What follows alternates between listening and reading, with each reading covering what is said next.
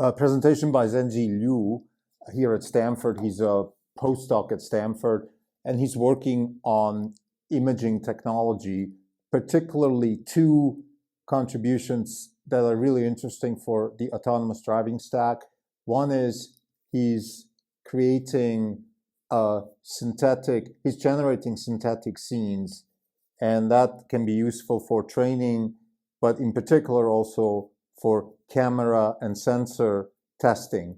The way he's generating the scenes, he's not using RGB data, he's using irradiance fields. In a nutshell, what he's using is, think about it like energy levels by wavelength. So basically, how much energy each color contains, and from there you can then test certain in virtual space.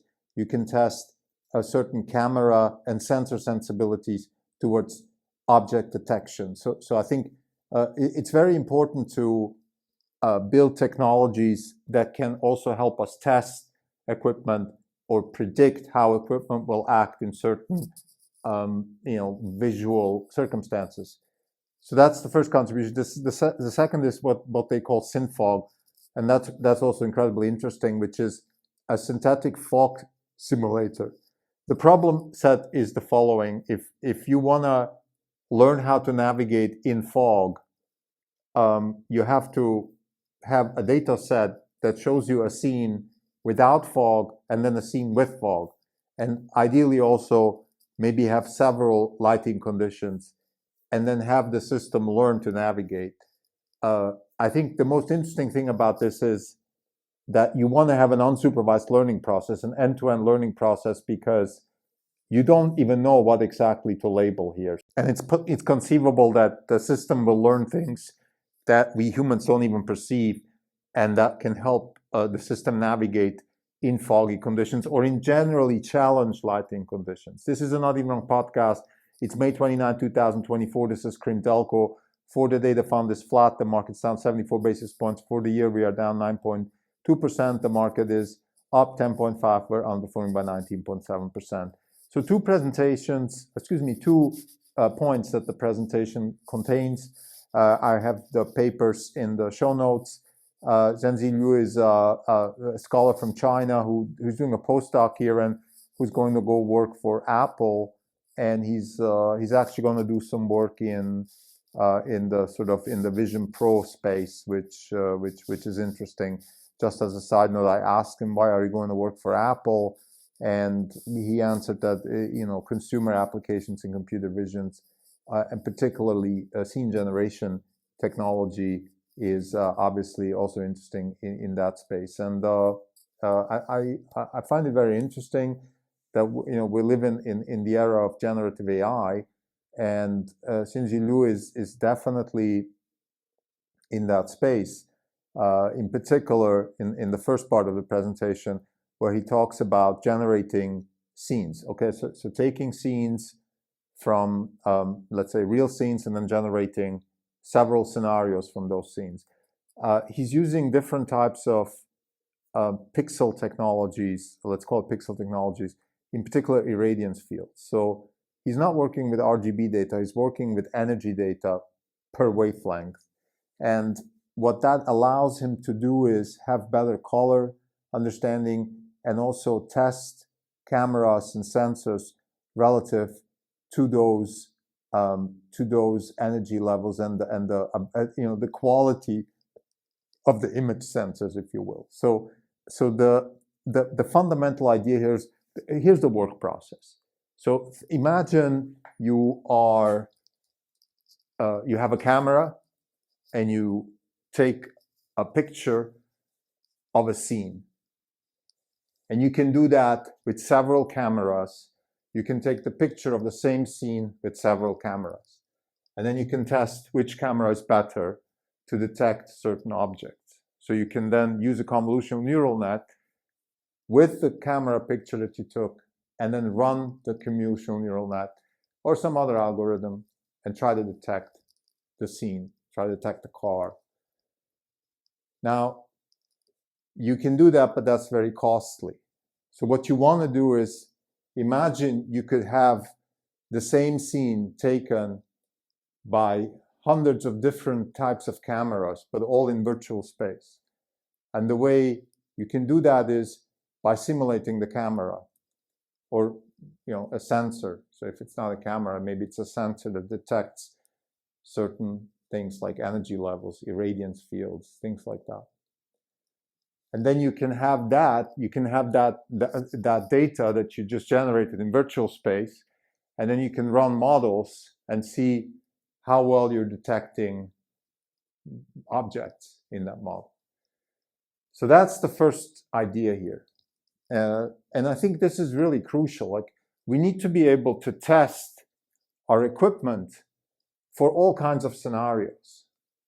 And what I like about this work is that it's incorporating the hardware into the workflow of the AI. Often we take, let's say, hardware for a Tesla for granted. This is what it is. Now let's work with that, and that's great. That's a good engineering challenge, right? I give you a certain type of hardware, and now work with it.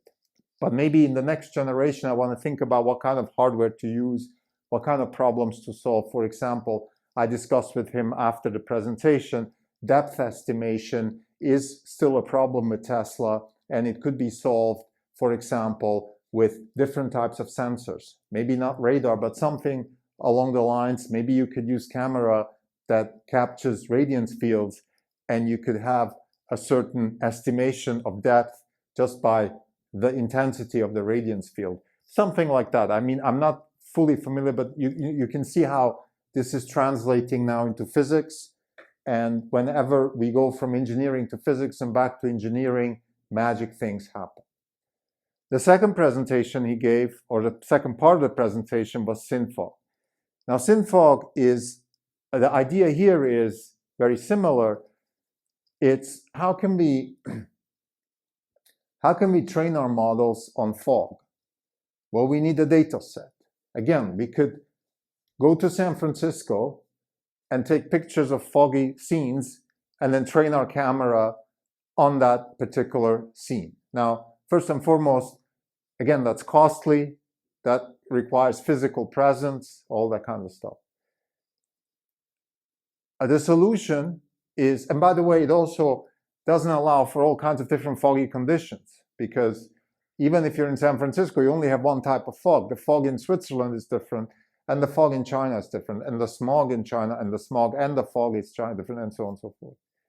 So how about this? How about you create synfog, a synthetic fog scene generation pipeline, where you take a scene without fog, and then you add fog to it. You can create an algorithm that does that. Again, there is physics involved here. There is algorithmic work involved here. I don't want to go into the details. The papers are in the show notes. But the idea is that you have a scene that generates different levels of fog. Now, not surprisingly, his group is actually going to work for Apple, because this, of course, can be used in a virtual reality headset. And that's exactly what Apple's going to do.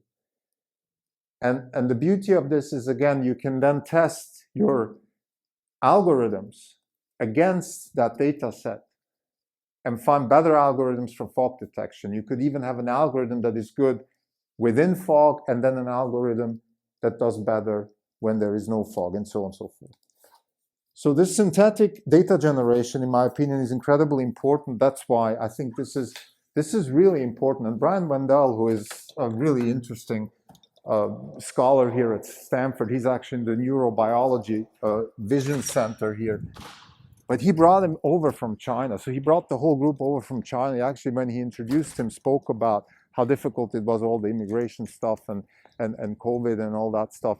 And I was wondering, why so much hassle?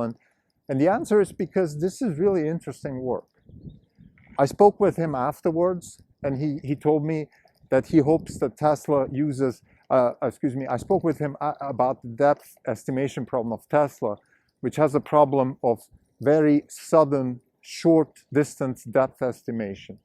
And Tesla's answer to that currently is intervention, but of course we cannot have that in a fully self-driving car. And the solutions here are not clear yet, but I think it's very interesting to think about it. This is my conjecture, that a physics solution could be the most interesting one, where you test radiance fields and you get a sense for depth through the intensity of the radiance field. But for that, of course, you need to understand what, let's say, a radiance of 1 meter should look like, and then what a radiance of 10 centimeters should look like. So, but this is just a conjecture. So to summarize, two interesting parts of the presentation. One is create a synthetic data set and then calibrate cameras against that to then test your model. So there's three things. Create a synthetic data set that then allows you to test. So you could basically, what you're doing is you're creating data sets which were supposedly created by different types of cameras. Now those cameras are all in virtual space, but doesn't matter. You can translate that in reality, of course. But once you have that data set with the different types of virtual cameras, you can then test your models and see which kinds of algorithms work best with which type of camera. And the second part of the presentation is synfog, where you create synthetic fog scenes to test your algorithms against fog. Thank you.